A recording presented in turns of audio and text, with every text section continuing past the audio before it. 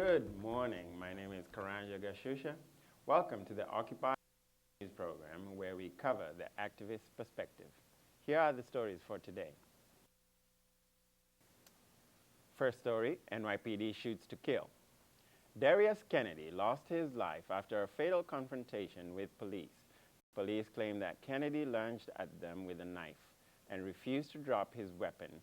Darius Kennedy was known as the Times Square Ninja and performed with a play sword for tips. We have video of what transpired.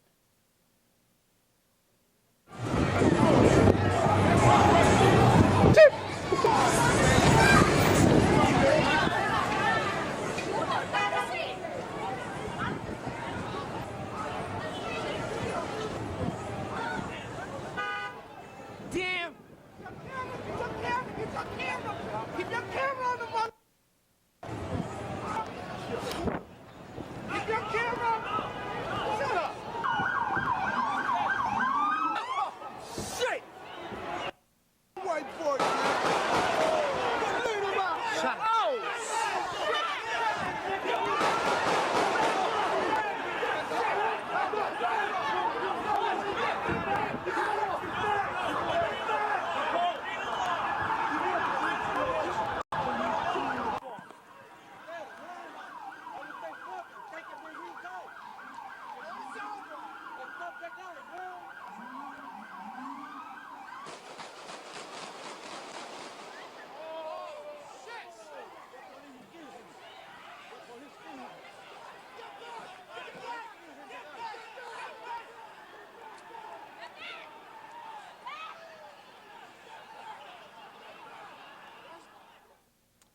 Very disturbing video there of what we have come to be used to from the NYPD of police murder. Moving right along. NYPD, well, with the story, NYPD backed Kennedy into a wall in a crowded area of Times Square, and instead of shooting to disarm Kennedy, officers unloaded a barrage of 12 bullets into Kennedy. According to NYPD, this is standard procedure, and police officers are trained to only shoot at major contact points in the body. On to the next story. Adamo Mueller, co-host of radio show Free Talk Live and founder of copblock.org, was found guilty Monday of illegal wiretapping and sentenced to 3 months in jail. Although Mueller maintained no wrongdoing, Assistant Hillsborough County Attorney Michael Valentine said Mueller's intentions were to disrupt, to be disobedient, to slow down the court system and clog it, the New Hampshire Union leader reports. Here is video that got him in trouble.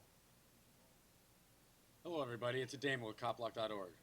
Yesterday we posted about a high school student, Frank and Mike, who one filmed and one was assaulted by a Manchester police officer while at lunch yesterday at West High School in Manchester. Today I decided to do a follow-up by calling the Manchester Police Department and the high school. Here's what they had to say. Canal Division, press 8. For an additional menu of divisions, Please hold while I transfer your call to the officer in charge. The officer in charge.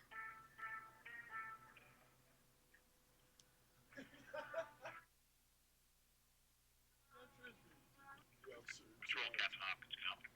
Yes, I was calling to see if there was a comment about a video that is surfacing online of Detective Murphy slamming a 17-year-old child to the on top of a table. I haven't seen the video. Oh, Where is it? it is on a website called copblock.org. Oh, okay. I'll take a look. Well, are you... Hello? I haven't seen the video. I'll take a look. Thanks. Click. Okay,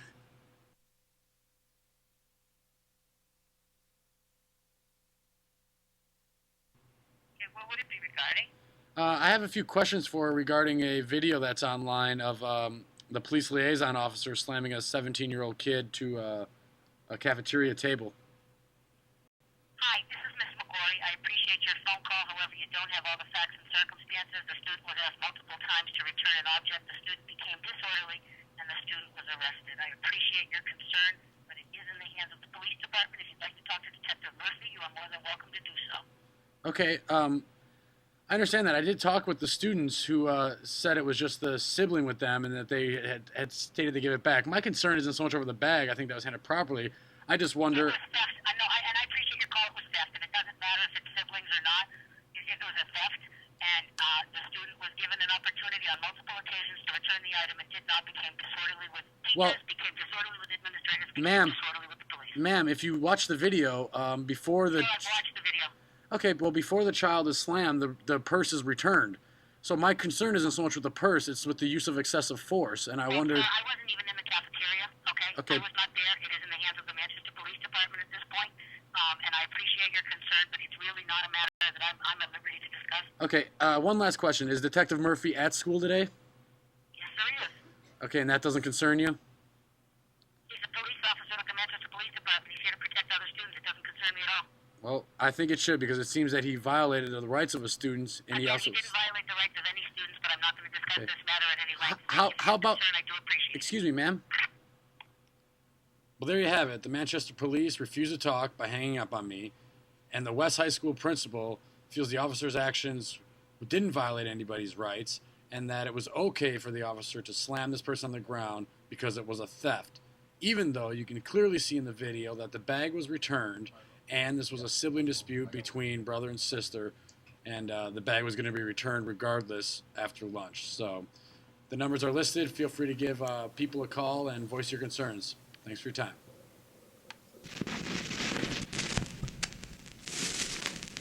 It started with a bang, and that's how it's gonna end. To the victor go the spoils, may their wounds never mend. Through the toil like a stain, we are something they can't change. As blind as they can be, but the vision will remain. The vision will remain. The vision will remain. The vision will remain. The vision will remain. And on to the next story. Kay Hayes, Occupy the Presidency. Kay Hayes, known as the Occumommy in California, is going to the Republican National Convention in Tampa to announce her bid for the highest office of the United States. Hayes is a Republican from California and has a passion for the community and is appalled at the amount of money that is spent on election campaigns. Hayes is running a grassroots campaign with 3 workers and no financial backing. She plans to use any resources unintentionally raised to support community efforts. To get involved with her campaign efforts, email hayesforpresident@gmail.com. Again, that's hayesforpresident@gmail.com. On to the next story, Occupy the elections. Occupiers across the nation are gearing up to attend the Republican National Convention in Tampa, Florida. A working group from New York has partnered with activists from California to create a visual statement about unjust incarceration practices that affect political prisoners since the passage of NDAA. Here's an excerpt from their latest video. Jordan Brooks' case was filed on May 16, 2012. Its hearing is scheduled for May 14, 2013. I don't feel that's fair, and I think that he has a right to a trial on his own terms. So this is my demonstration. This is my quest for justice. This is my dance for peace.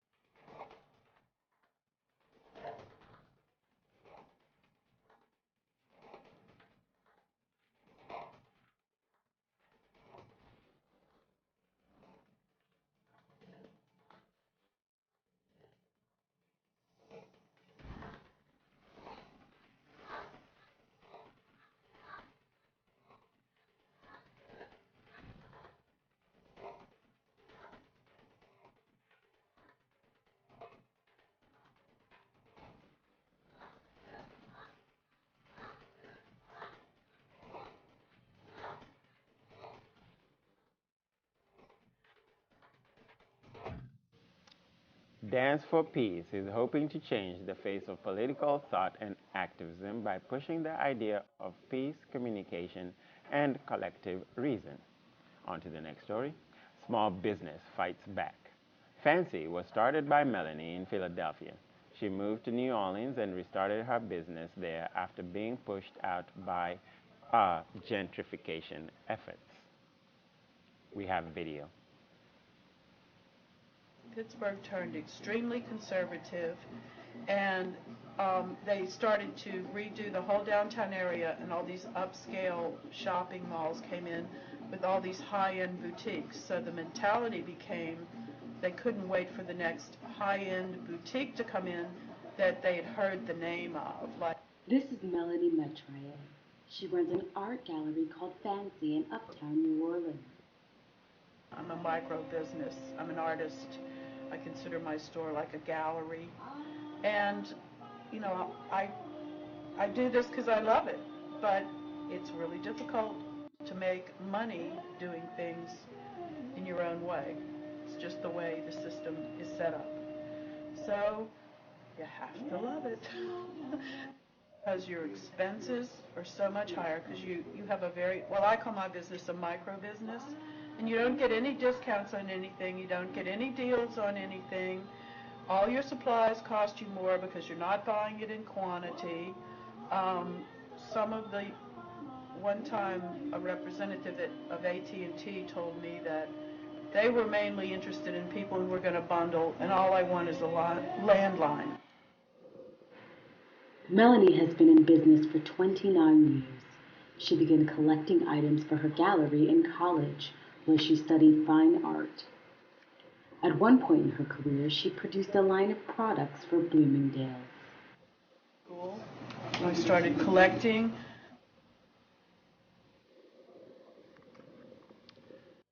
On to the next story, Occupy Dignity. In New York, occupiers within Occupy continue to be marginalized in a big way, in part because of the image that Occupy Wall Street is trying to build for itself. We have video of Occupy Dignity.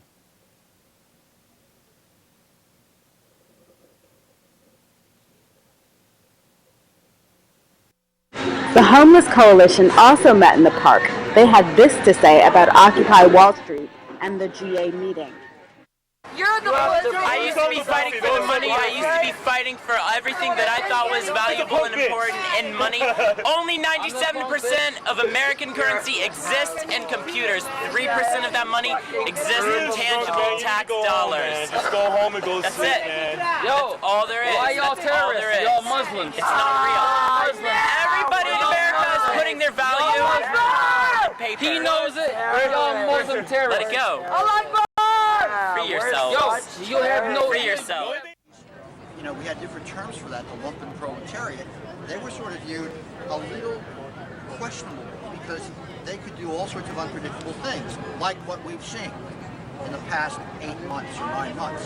So the fact that people were so accommodating and welcoming to them was, to me, quite enlightening. On the other hand, this operation does not have the resources of the human. In truth, I think if you have a revolution, it has to start from the bottom up. The people that have been most marginalized have to lead it, and we all have to stand behind them in solidarity because these people have developed tremendous survival skills because the world is out to get them, especially The day that he was incarcerated, he asked the police if he could serve the food first before they took him away in his van, which was pretty brave because he kept true to his mission of feeding people. He worked in the kitchen.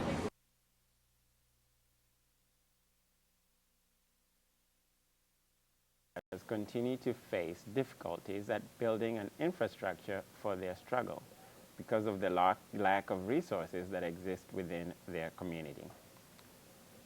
On to the next story, the Chavis Carter story. Police in Jonesboro, Arkansas have completed their investigation into the death of Chavis Carter and have concluded that he somehow killed himself while handcuffed. Carter was pulled over in late July and placed in the back of a police car on an outstanding warrant stemming from a previous drug charge. Officers claim that after he phoned his girlfriend informing her that he would call her once he got to jail and was put in the back of the squad car, he committed suicide. According to further report, there were 2 other men with Carter who were white. Although they were all pulled over together, officers let both men go. Carter was the only black person among them all, police and detainees. Here is video of the reenactment.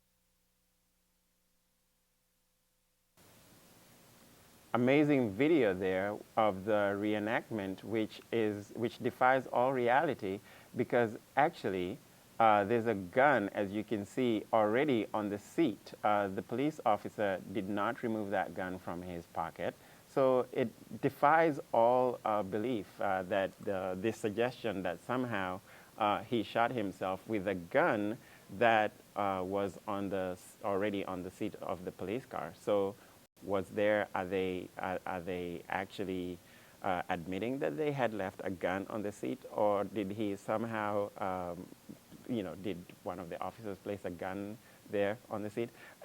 None of it makes sense. So obviously trying to justify the completely unjustifiable. And it defies all reason that the police could have come to the conclusion that Chavez Carter actually shot himself. It is impossible to believe that the police somehow found a small bag of weed inside his pocket, but somehow missed a gun inside his pocket. And if it was not in his pocket, if it was already on the seat, who had put it there and how had they not seen it? None of it makes any sense. Furthermore, his mother countered that Chavez Aaron is actually left-handed, and therefore would have been inclined to reach for the gun, which was already on his left side, onto his left arm, if that was how he was inclined to kill himself. And furthermore, one doesn't call their family to say that they will be calling them in a few minutes and then go on to shoot themselves. So nothing about this story makes any sense. It is incredible. It is a clear demonstration of what black men in particular, but men of color, but in particular black men, face with the murderous police force. We have a police force that has historically, its history in the control of black men since the times of slavery. And this continues. Very little has changed. The lynchings of black men continue in this country today. This year alone, all throughout the country, there have been over 100, close to 200 black men lynched.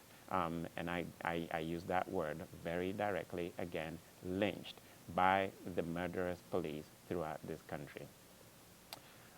As you can tell, it is a story that causes me, that brings out a lot of passion in me, and that causes me great angst, because my experiences with the police have shown me that nothing protects me as a black man from the police. Not my education, not my grad school education, not my calm demeanor, not my ability to reason, nothing at all.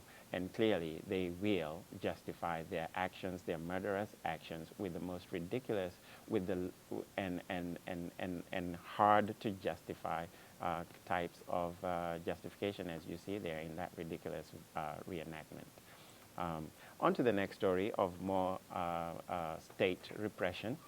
A Palestinian man was detained by soldiers at checkpoint 56 and dragged into a house where they closed his door.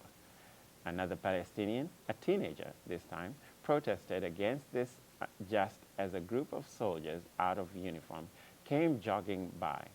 They immediately went for the young Palestinian protesting the detainment and started wrestling him to the ground in an effort to detain him as well. As they were wrestling him, one soldier kicked him while another hit him with his hand. The soldiers proceeded to carry him down the hill towards the same building where they still kept the first detained Palestinian behind closed doors. As they went, they dropped the young Palestinian man to the ground, but just kept on dragging him across the concrete. more soldiers came to the area and started shoving people away, declaring it a closed military zone, CMZ, but refusing to show the papers they are required to have in order to create a CMZ. One soldier, out of uniform, tried to steal several witness cameras and passports and succeeded in one case, after which he ran down the hill, hiding amongst the other soldiers. The soldiers kept the passport for 35 minutes, at which point they handed it over to the police, saying, "Make sure to write down his name for the airport so he can't come back here," referring to the many solidarity activists who have been registered and banned from entering Israel. The two Palestinian men were put into military jeeps and taken to the military base, even though the police were present. We have video of what transpired.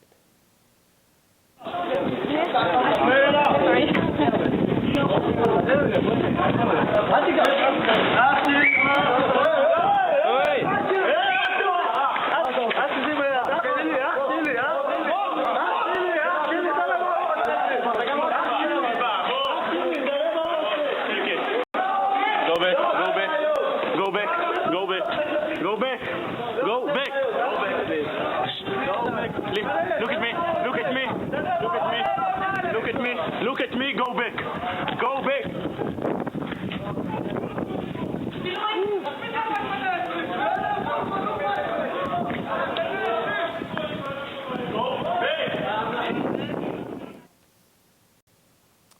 The Bouak Hayamin Vodam ceremony on August 14, 1791, started the Haitian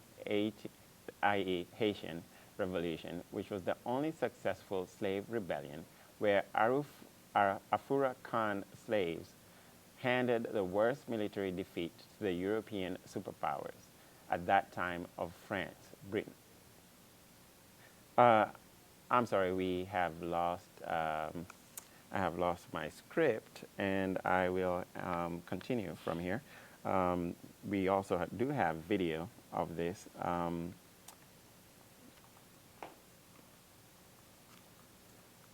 And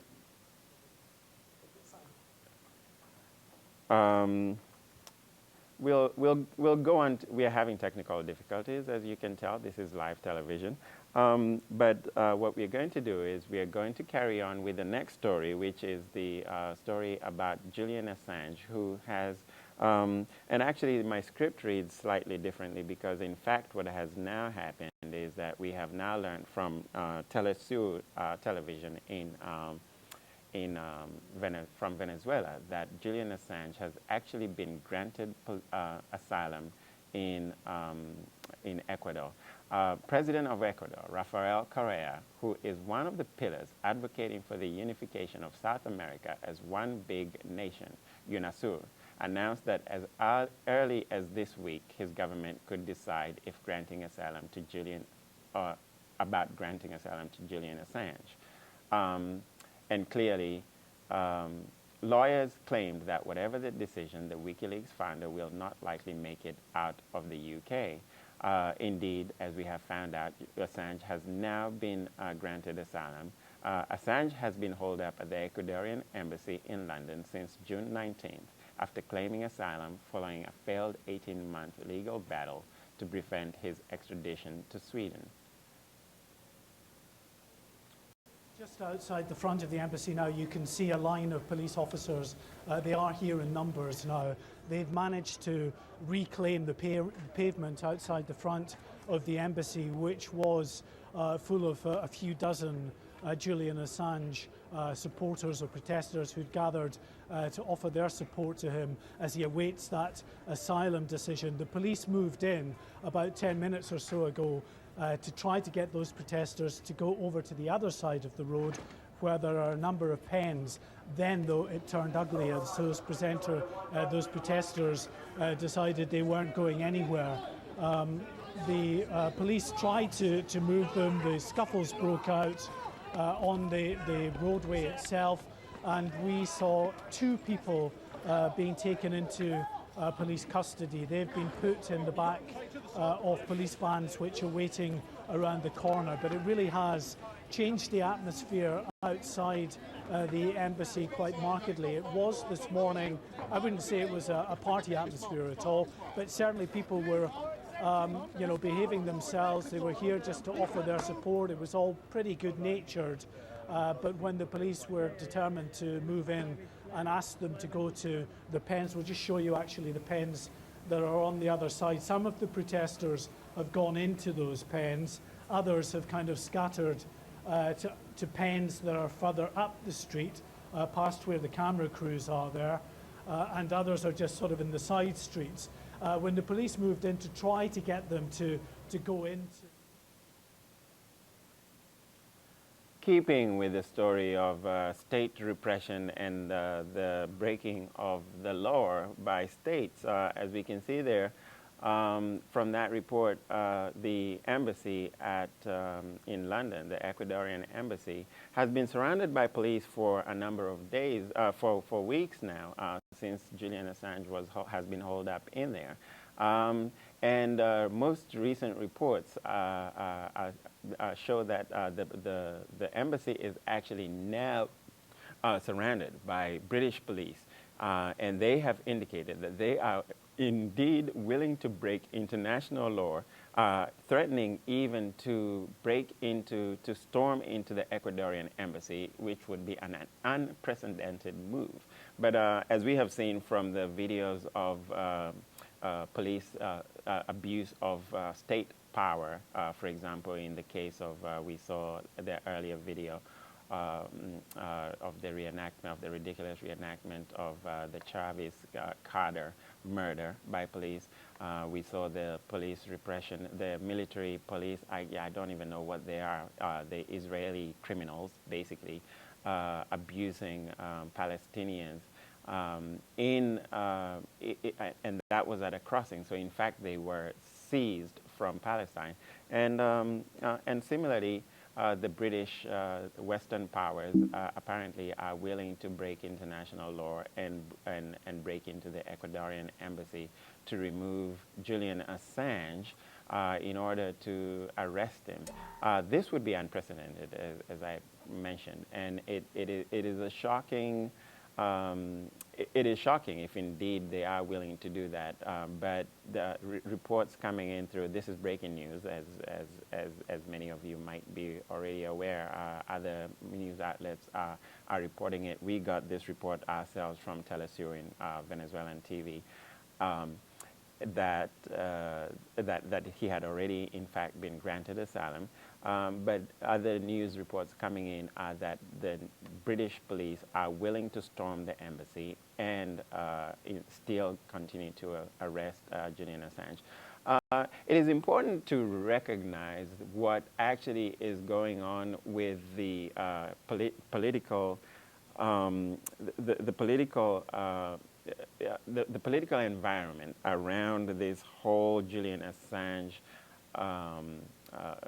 debacle, is that Rafael Correa, the Ecuadorian president, is in fact one of the he's following in the footsteps of Venezuela's president Hugo Chavez, and that is the current ongoing leftist, some call it socialist like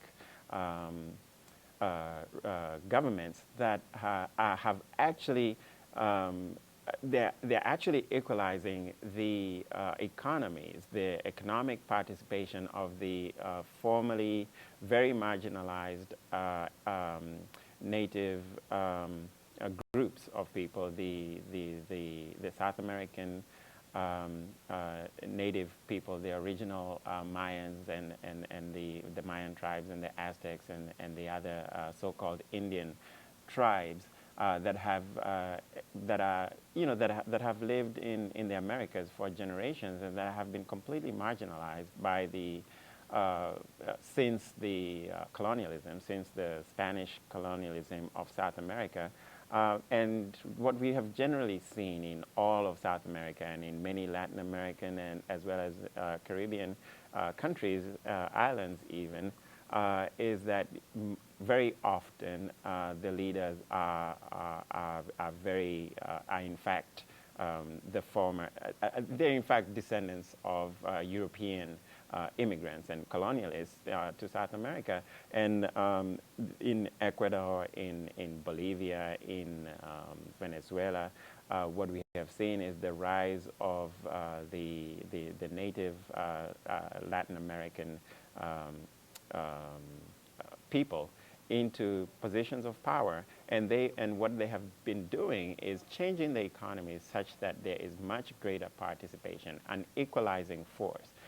And of course, the right wings of the right-wing parties in these countries do not like it, because they have traditionally been the parties of the 1% that have been holding power for the former Spanish colonialists, the descendants of Europeans, and they come from all over Europe, not just Spain.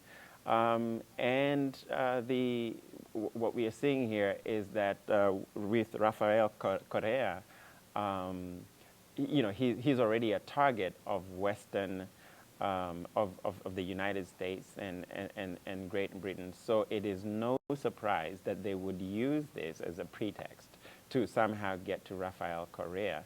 And therefore, I think that really contributes to the great antagonism between the United Kingdom and Ecuador on this occasion of the Assange debacle. So it is clear that it is quite possible that indeed the Brits will storm or somehow otherwise prevent Assange from leaving the embassy to, in fact, return, or to not return, but to make his way to Ecuador. And this, like I mentioned, brings back to what we are seeing in Western so-called democracies, where state power is abused repeatedly, where the police apparently have unchecked powers to do as they please. We see there with the Israeli military goons attacking Palestinians, and this is one situation that defies all sense to me. How the whole world just ignores this one state where we allow Israel to carry on breaking into all manner of international law, breaking all manner of United Nations directives and orders protecting the Palestinian people. We see a country where apartheid is still legal, and the whole world turns its back, and quite simply because Israel, representing the interests of the 1% in the United States and in Great Britain and France and Germany and other Western countries, it has to be protected and allowed to continue these abuses, quite simply because they represent the interests of corporations and the very wealthy Wall Street barons that back the Israeli economy, and of course the arms arms trade, because of course it is an open secret that Israel shouldn't be a nuclear power, but it is the one nuclear power in the Middle East, and that is against the UN decree. And it is another situation that I'm extremely passionate about, and that is greatly disheartening and amazing to me that it is allowed to continue. Palestinians live in camps, in refugee camps within Israel, and somehow the United States, the international community, this is not a secret. It is known that they live in concentration camps, very similar to what to something that Israelis are familiar with themselves. So it defies all sense and sensibility for a people that that are so familiar with what these injustices represent, that they can actually do something similar to another group of people. I do believe that we have other video that we are going to move on to before moving on to the announcements. Do we have video control?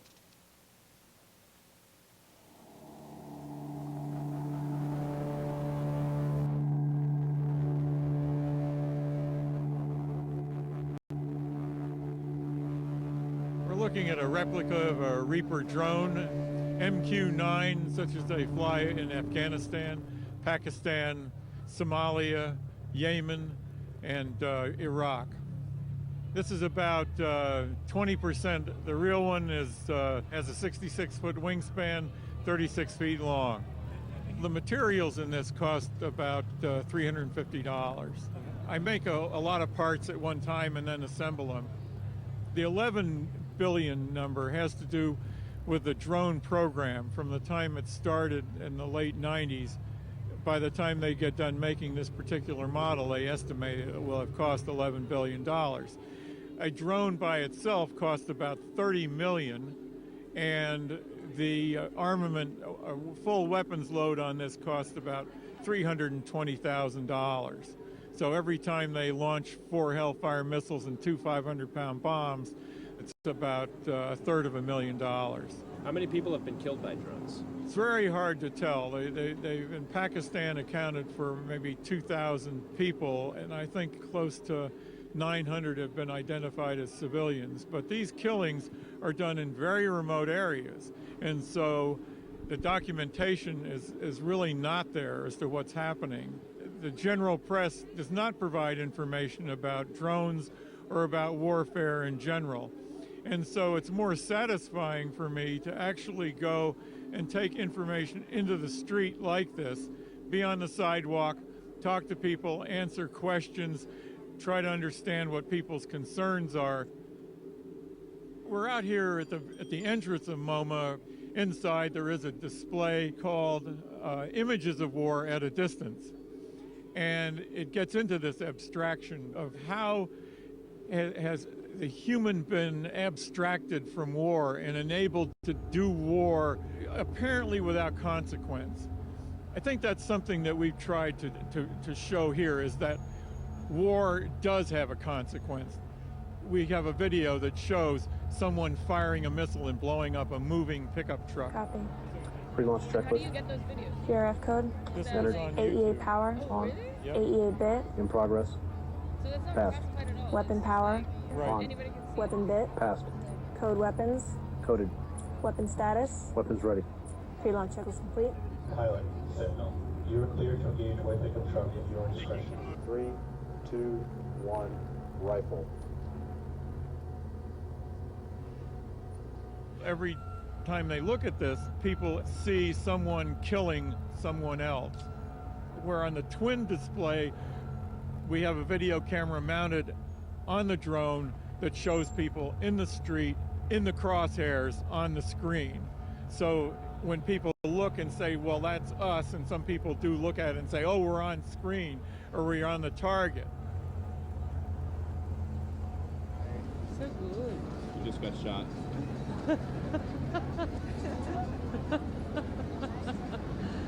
Thank you. We came here the night before New Year's Eve, which means so many people are moving, but we have had some very good conversations down here.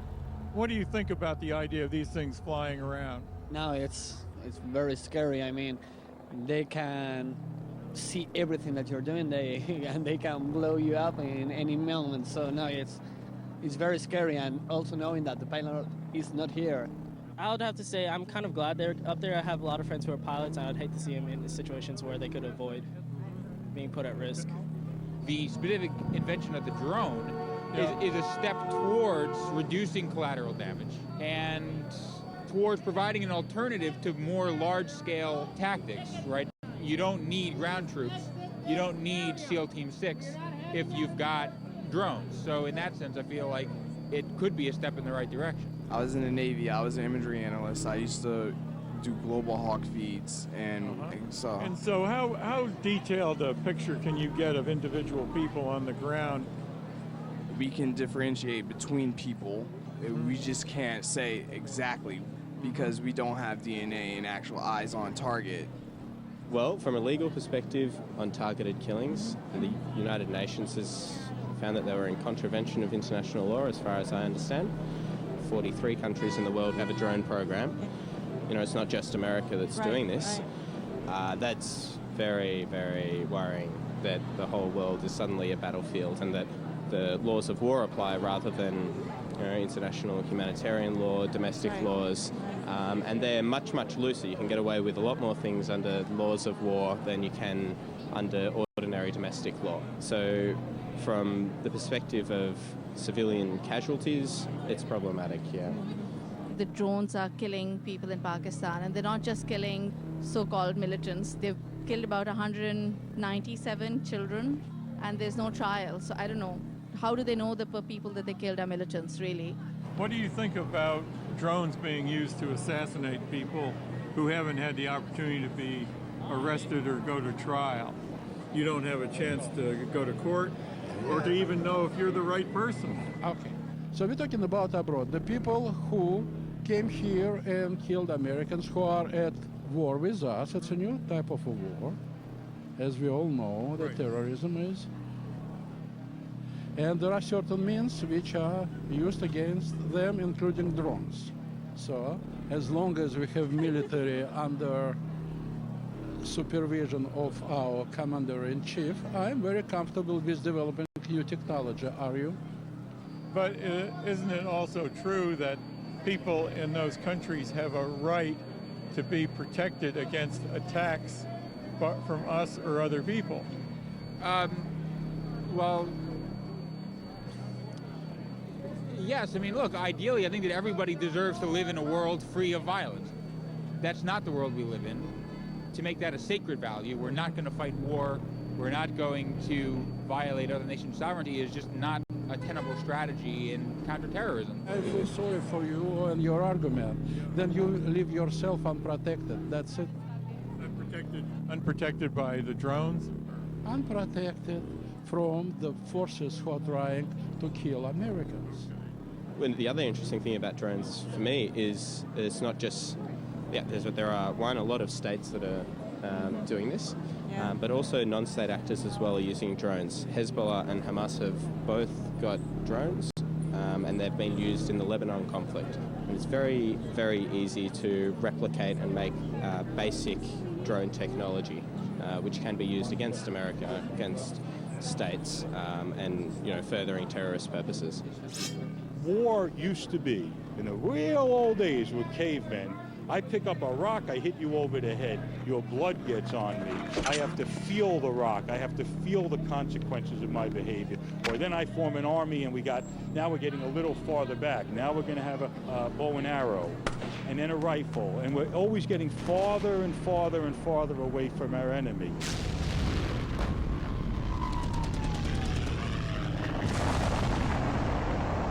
Rifle, how much, like 15 seconds? So with drone missiles now, what we're having are soldiers playing essentially video games. They're blowing up soldiers on a TV screen, but there are real people dying on the other end of it. 4, 3, 2, 1. Good splash.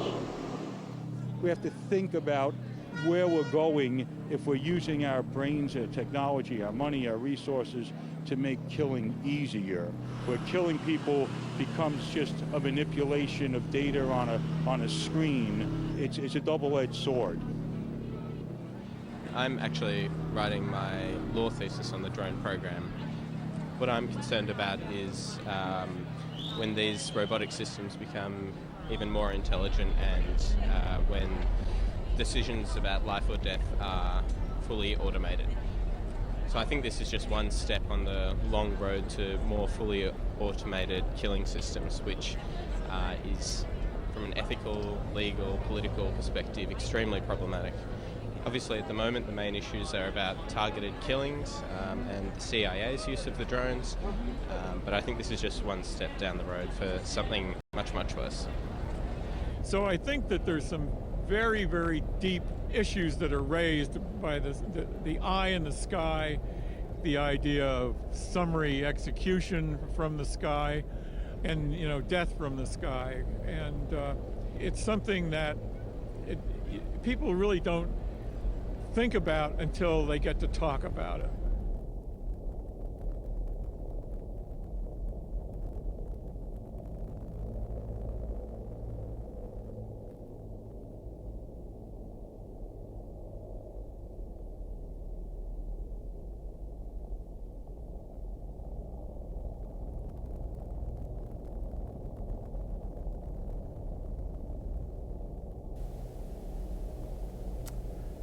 Very powerful video there, showing us really what the impact of drones has been on the psyche, the distance from our so-called enemies, and indeed, I love the montage showing how war has moved from the cave using stones, rocks, and moving on to bows and arrows. But today, drones are being used. First of all, there've been stories emerging from everywhere that there are drones flying over the United States. Police are being allowed to use drones to monitor people. I saw a report the other day about the giant balloon that is now being tested over New Jersey. That is, I think, I forget what size it was, but it was several stories high and over longer than the size of a football field. There are drones. There are stories about drones in South America. There are stories about a drone manufacturing going on in the Caribbean, in the Virgin Islands, in Bermuda. And we have reports coming in from individuals accusing the government of being spied on by drones over their homes, right here in the United States. But the most powerful point for me in that story was the story about is the reality of how distancing this effect of essentially playing what seem like video games, but and all that soldiers are seeing are images of people on the screen, very similar to what we see in video games.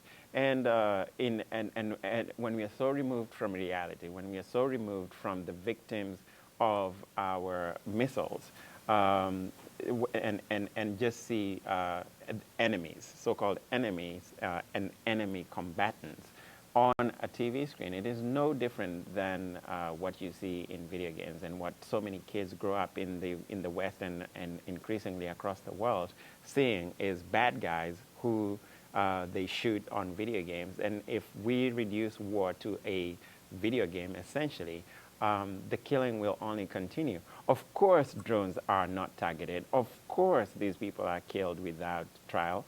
Of course, there is absolutely no way, other than taking the government's word for it, that the people they are killing are indeed militants and combatants. There is absolutely no way to know. There's absolutely no way to know how many people, how many women, how many children are killed by these drone attacks. And especially for the right, which claims that they do not believe and trust government. It is very surprising and shocking to me just how quickly and willing they are to accept that government is indeed telling the truth when it comes to how many people have been killed by drones, when it comes to professing that indeed the government is aware that the people they kill are militants and that they are combatants. War, there has to be, I mean, obviously I don't favor war, but while it is going on, there needs to be accountability, and this drones are removing accountability. And I also like what one of the subjects in the video talked about, which is that drone technology is actually very easy to duplicate, and it will be duplicated, and it will be used against the United States. So make no mistake about it. What is developed by the United States will be used against the United States. And drones are a terrorizing force. The word terrorism comes from the English word terror, to cause terror, to cause atrocities and horror. When people are afraid, when people are terrorized, that is terrorism. So I'm not sure how we differentiate from government-sponsored, from government terrorism, i.e. the United States terrorizing states, other, not just states, but terrorizing communities, terrorizing individuals in the mountains in Pakistan and Afghanistan, from the terror that we claim we are fighting against here in this country.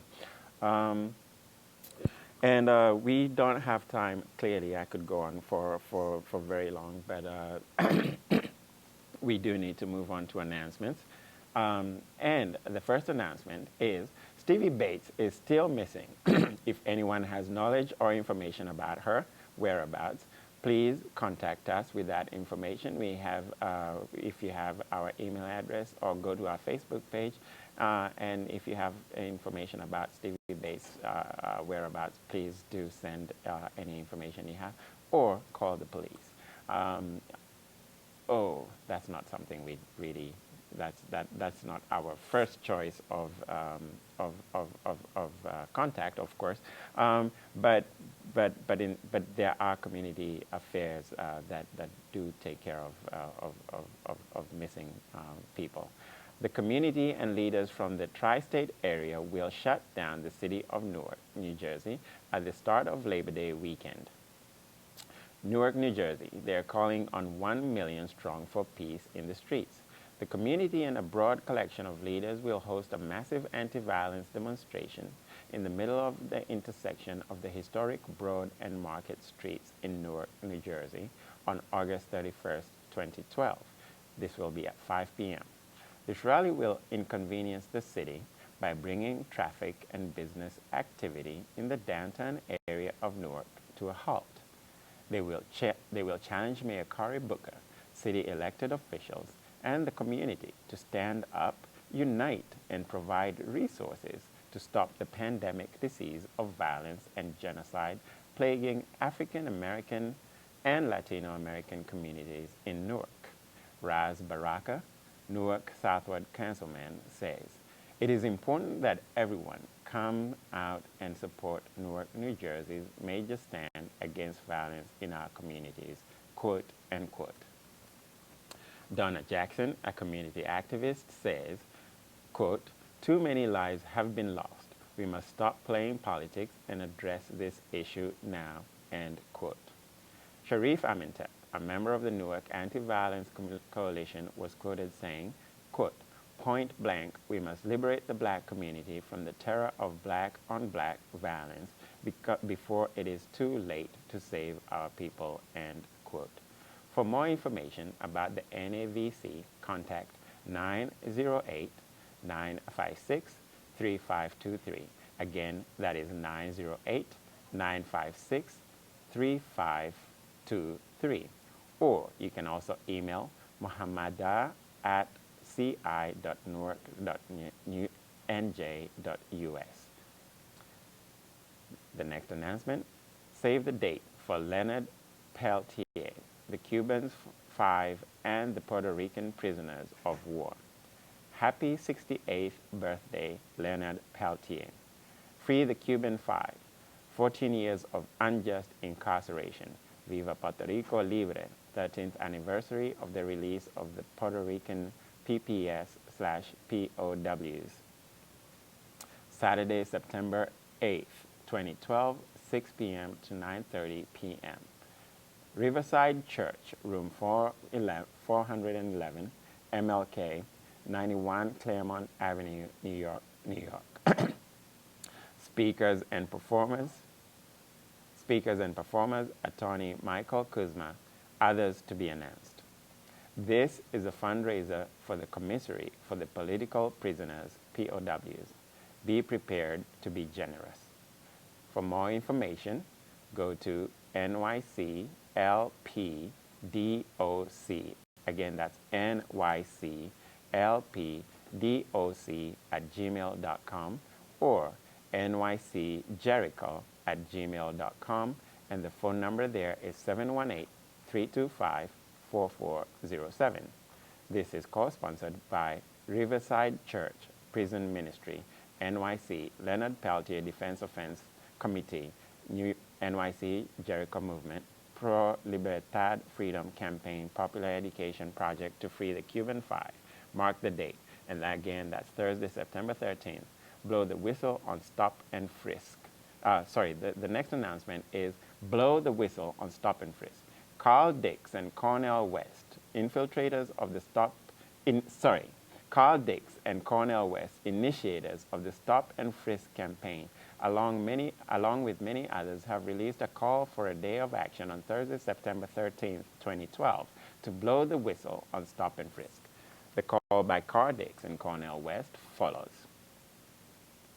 To those who are tired of seeing police step up to our youth with harassment, brutality, and even worse, to those outraged because the NYPD stopped and frisked 684,000 people last year alone, to Black and Latino youth tired of knowing that every time you leave your house you might be descended on by cops, to parents who fear that no matter what you tell your kids about surviving an encounter with cops, it won't be enough to keep them safe, to people who know this will never happen to them but also know it's wrong.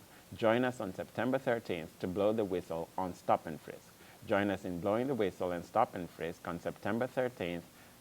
Thousands of people all across New York will politically confront the cops who are violating people's rights. This is all we have time for. Thank you very much for watching. Until next time, please go to our Facebook page if you want to get involved. We are also looking for contributors to the program, so do email us.